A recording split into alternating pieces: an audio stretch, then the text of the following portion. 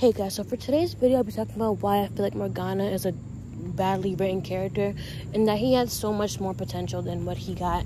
So, first of all, I want to get him and Ryuji's beef out of the way because I feel like that whole part of the game is definitely terribly written.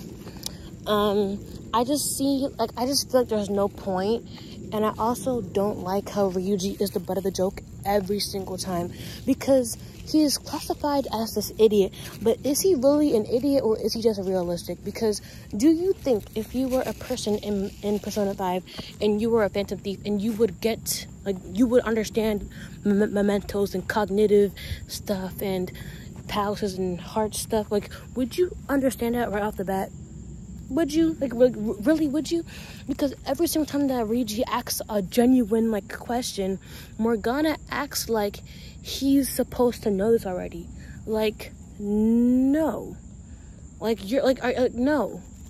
Like, even when he first met Ryuji, he was just being rude for no reason, even though, like, how can you not understand that there's this teenager boy who got sucked into this little cognitive palace thing, and you think that you wouldn't be confused too? And I don't like how Morgana calls Ryuji conceited and stuff, but really I feel like Morgana's really the conceited one. I feel like he's definitely a know-it-all. He thinks he knows best, and he really doesn't. He really doesn't. And even when you're like battling, you can, like, hear, like, whenever Ryuji gets hit or misses his shot, you can hear Morgana on the top of the screen saying some sly little comment, and he doesn't do it to anybody else, and that is so annoying. Because what does Morgana really have at Morgana? Like, what is his problem? Because for all I know, Ryuji didn't have a problem with Morgana. He was just a confused teen who got sucked into this palace.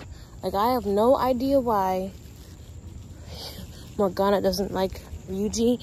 I don't remember Ryuji saying anything mean to Morgana when he first met him, other than him thinking that he's a cat, but I don't get it.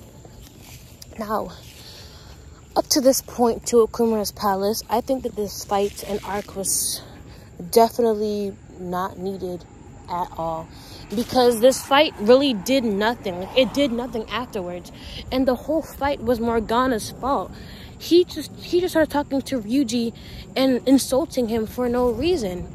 Well, not for no reason. He had his reasons, but it was just mean for no reason. And when Ryuji started to talk back, Morgana got mad. Ryuji's just defending himself. Like, the whole entire game is just Morgana being so rude and insulting Ryuji for no reason. So when Ryuji finally defends himself and stuff and brings back the same energy, Morgana's mad, as if he's not the one that starts it 20% of the time. No, not 20%, 100% of the time. He starts it most of the time. So I don't get it. And even after the fight, like what even really happened? Did he set aside his differences with Ryuji?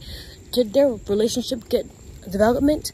No, it didn't. Like, I'm not on the other games yet, like the Strikers and stuff, but I can tell you right now that Morgana and Ryuji's relationship from before their fight and after their fight is the same way as it was before.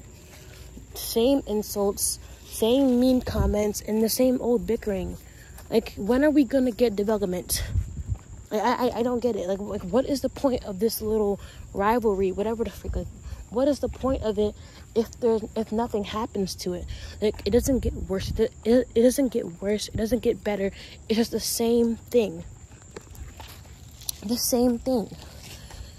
And now I want to talk about Morgana's character as itself. I feel like his character is definitely wasted potential, because whole time on my first playthrough of the game, remember when Morgana would get these like nightmares of him being like a shadow?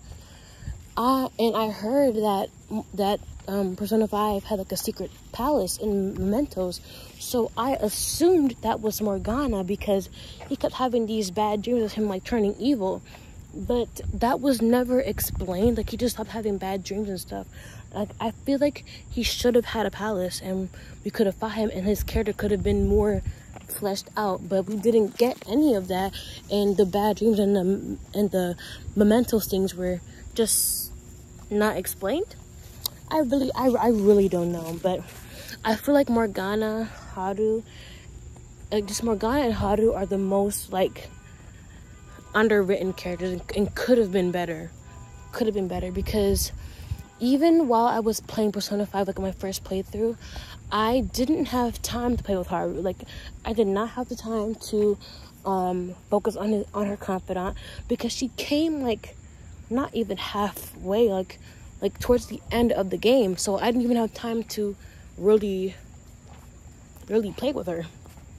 And she's really forgettable, to be honest.